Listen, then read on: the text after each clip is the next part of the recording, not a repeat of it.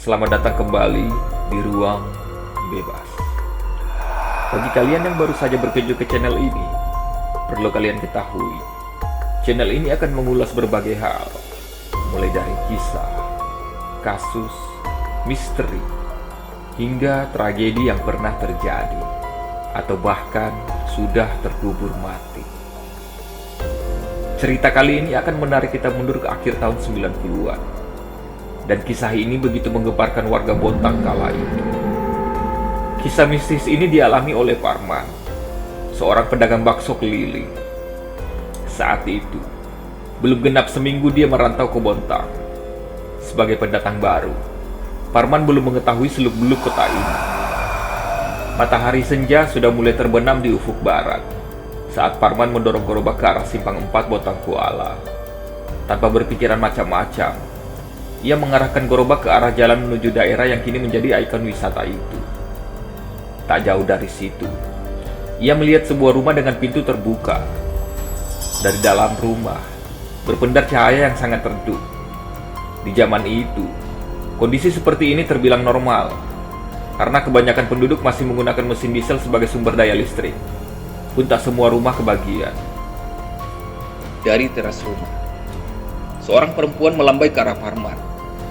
Tanpa menaruh curiga sedikit pun, ia mendekat. Perempuan itu tadi memesan beberapa mangkuk bakso. Dengan penuh semangat, Parman pun segera meracik dan menyajikan hidangan. Saat menyerahkan bakso, ia tak bisa melihat begitu jelas paras perempuan itu, karena kondisi yang sangat temaram. Setelah menerima bakso, perempuan itu masuk ke dalam rumah. Parman pun menunggu di luar. Tak berapa lama, perempuan tadi muncul dan kembali memesan bakso. Sampai di sini, Parman tak curiga sedikit pun. Dengan cekatan ia segera menghidangkan permintaan pelanggan. Parman kemudian kembali menyerahkan bakso kepada perempuan itu. Selang 15 menit, perempuan tadi kembali memesan bakso tambahan.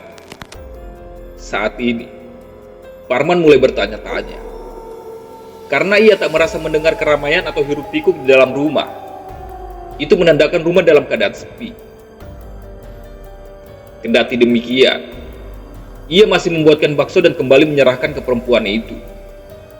Kejadian serupa sempat berulang beberapa kali sampai bakso miliknya habis. Anehnya, setelah cukup lama menunggu, perempuan itu tak kunjung muncul. Parman pun gelisah menunggu mangkuk dan pembayaran. Ia beberapa kali memanggil perempuan itu dari luar rumah, namun tak ada jawaban dari dalam.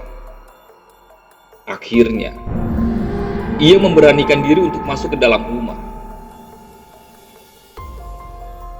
Namun tak disangka, di dalam rumah ternyata berserakan mangkok-mangkok yang telah kosong. Kondisi rumah terlihat sangat menyeramkan dan lapang. Pada saat ini, Parman sudah sangat ketakutan. Ia memberanikan diri menoleh kiri kanan. Saat ia menoleh ke arah kanan, ia melihat sosok perempuan berbaju putih. Saat itu pula perempuan itu tertawa keras dan melengking.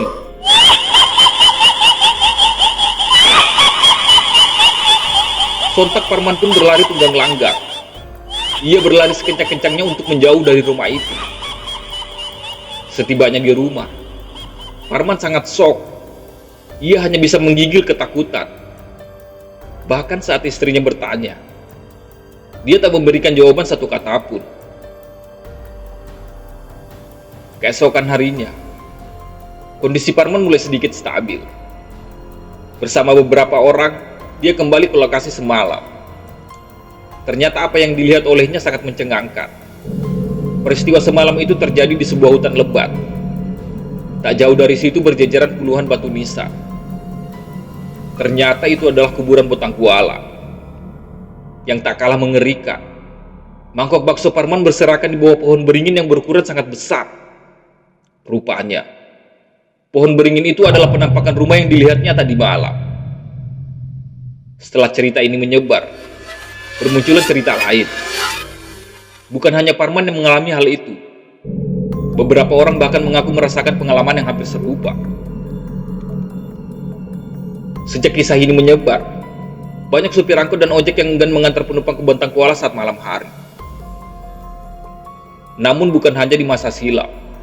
Pada tahun 2008, admin mendapat penuturan seorang teman yang melihat penampakan kuntilanak di jalan menuju Bontang Kuala. Teman admin tersebut adalah warga Bontang Kuala. Saat itu dia pulang ke rumah sekitar pukul 1 dini hari.